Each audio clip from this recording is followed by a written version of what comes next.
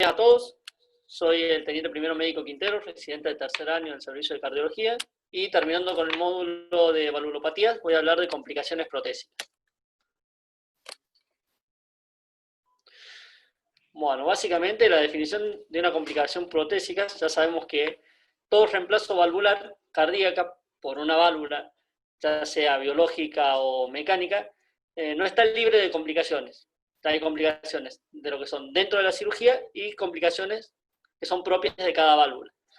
Bien, no importa, pues ya sabemos que no hay válvula, una válvula sin complicaciones, no importa si sea biológica, estructural, o sea, si es mecánica, no importa el tamaño, las generaciones han mejorado bastante las válvulas, pero todas siguen con un grado de complicaciones. Bien, se le forma monodisco y demás, la incidencia anual de complicaciones va del 2 al 3%, y están relacionadas directamente al tipo de prótesis.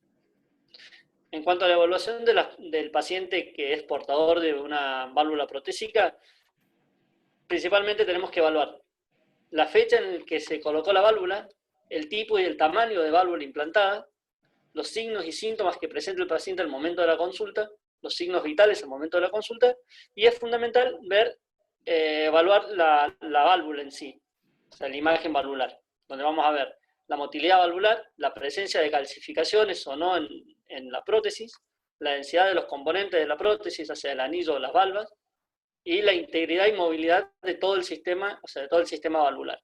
Para esto utilizamos principalmente el ecocardiograma, donde aparte de poder visualizar la válvula, vamos a poder medir las velocidades y los gradientes de la misma, el área del orificio efectivo valvular, diámetro y función ventricular, la presencia de algunas otras valvulopatías concomitantes, y siempre comparando con los estudios anteriores que el paciente presente. En cuanto a las complicaciones en sí, no vamos a hablar de las complicaciones quirúrgicas del procedimiento, vamos a hablar de las complicaciones en las válvulas. Y aquí tenemos alteración estructural, obstrucción valvular, trombosis valvular, panus, desproporción paciente-prótesis, embolias sistémicas, anemias hemolíticas, insuficiencia cardíaca y por último la endocarditis valvular protésica.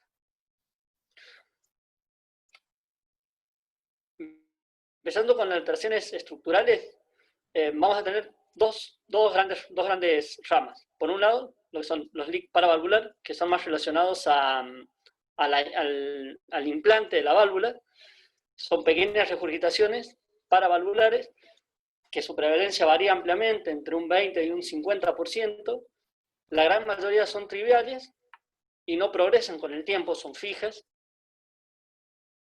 Y sí hay que prestarle más atención a aquellos leaks paravalvulares que se presentan tardíamente y en contacto de pacientes con endocarditis o daño estructural de la válvula, y en ellos hay que buscar el mecanismo, la localización y la gravedad de ese leak paravalvular. En cuanto a las alteraciones estructurales por deterioro estructural propiamente dicho, la incidencia va a depender en gran manera del tipo de válvula que se esté utilizando. Si es una válvula biológica o una válvula, como vimos en clases anteriores, las válvulas biológicas tienen mucho menor sobrevida que las válvulas mecánicas, y también depende de la posición donde esté implantada la válvula. No va a durar lo mismo una válvula biológica, por ejemplo, en una posición aórtica que en una posición mitral. Esto está relacionado con los gradientes y las presiones que manejan en diferentes cámaras cardíacas. En cuanto a obstrucción valvular, como se lo define, es una disminución del área efectiva de la válvula protésica. Esta disminución del área va a producir aumento de los gradientes y de las velocidades para poder movilizar un flujo sanguíneo a través de un estrecho más limitado.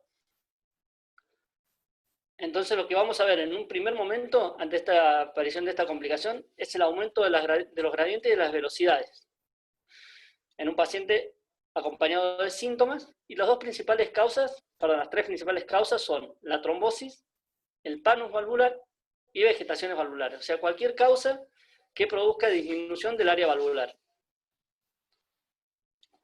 En cuanto a la trombosis valvular, La trombosis valvular se define como cualquier obstrucción de la prótesis causada por material trombótico no infectado. En cuanto a lo que es la fisiopatología de la formación, depende de la interacción del sanguíneo con de los componentes sanguíneos con la superficie valvular, que van produciendo acúmulo de plaquetas y la producción del trombo. También va a depender de las causas clínicas del paciente. O sea, en cuanto a si presenta enfermedades facilitadoras de estos mecanismos de coagulación, como son tratamientos oncológicos o procesos oncológicos, tratamientos con algunos fármacos como anticonceptivos. Bien. Y después, en caso de pacientes con válvulas protésicas, que sigan acorde el tratamiento de anticoagulación. Eso es sumamente importante.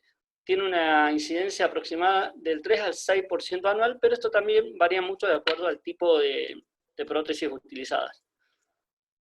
En cuanto a la clínica, van a dar todos, van a desarrollar cierto grado de insuficiencia cardíaca, con edema agudo de pulmón, hipoperfusión, shock o embolia sistémica. El tratamiento, tenemos 3 líneas de tratamiento, pueden ser fibrinolíticos, quirúrgicos o heparina. Bien. En cuanto a las recomendaciones que nos da la Sociedad Argentina de Cardiología en pacientes que presenten trombosis, vamos a ver que el ecocardiograma, tanto transesofágico como transtorácico, está indicado para la valoración de los pacientes que presentan trombosis con una clase 1, nivel de evidencia B, y nos habla que la cirugía de emergencia, tanto para válvulas protésicas izquierdas, en pacientes con clase funcional 3, 4, o pacientes que tengan un trombo de gran tamaño, es indicación 2A, nivel de evidencia C. El tratamiento con fibrinolíticos lo deja para pacientes con prótesis también en cavidades izquierdas, en clase funcional menor, 1, 2, o en clase funcional mayor, pero con trombos de gran tamaño. Y con un indicador en la misma clase y nivel de evidencia. En cuanto a las cirugías protésicas del lado izquierdo, pero de tamaño pequeño, que persisten más allá del tratamiento de anticoagulación,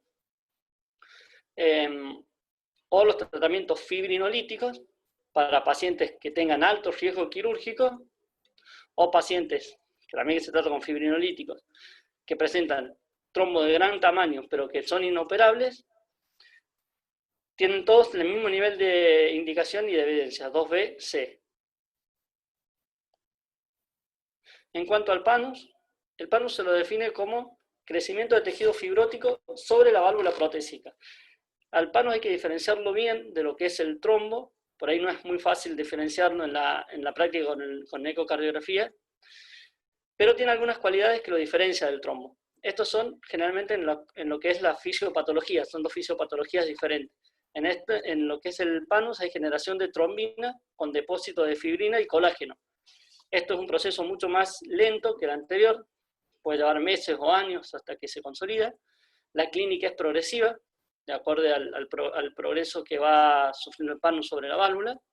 Generalmente son de menor tamaño que los trombos y producen menos afección valvular.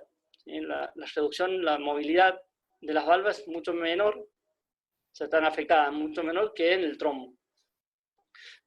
Y sirve diferenciarlos principalmente para saber el tratamiento, ya que no actúan con el mismo tratamiento que se puede indicar sobre el trombo, ya que en el PANUS los fibrinolíticos y la heparina no tienen efecto. No tienen efecto por cómo está compuesto fisiopatológicamente la enfermedad, ¿no? Y el único tratamiento es el quirúrgico, es el reemplazo valvular.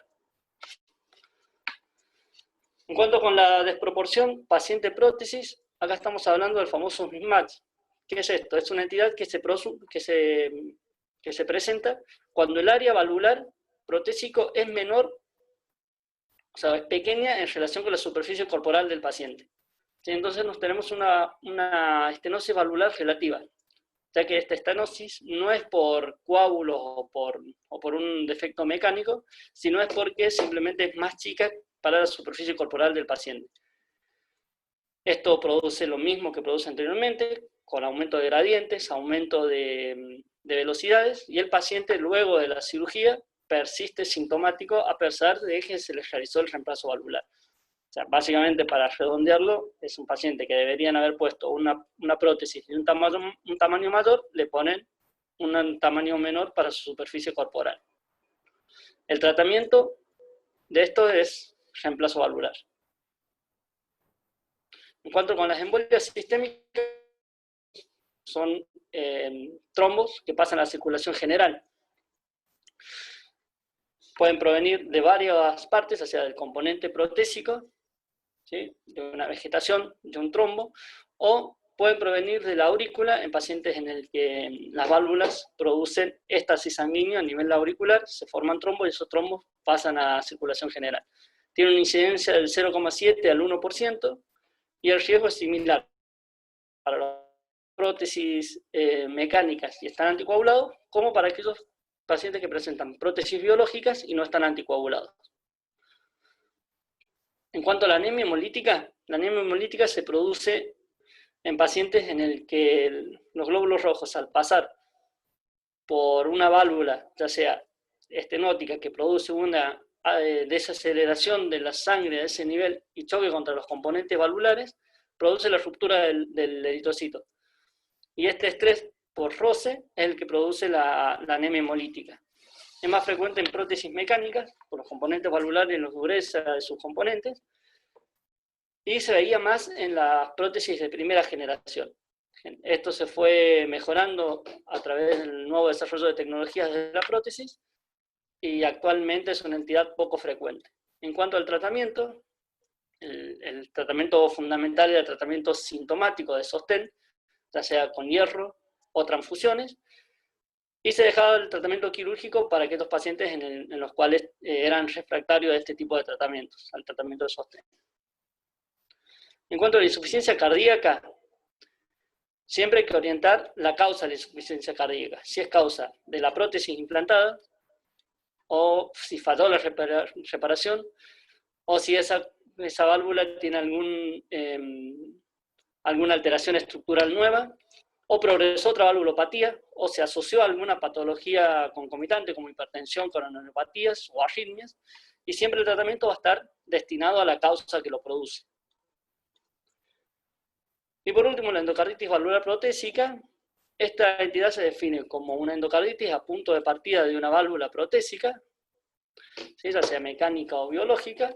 Los síntomas clínicos van a ser fiebre persistente sin foco aparente. Generalmente se termina de diagnosticar con el ETE. Y en los hemocultivos, del 85 al 90% son positivos y encaminan el tratamiento para ese germen propio. Como dijimos, el tratamiento es antibiótico-terapia, y si hay daño estructural de la válvula o si persiste la vegetación, es una indicación quirúrgica.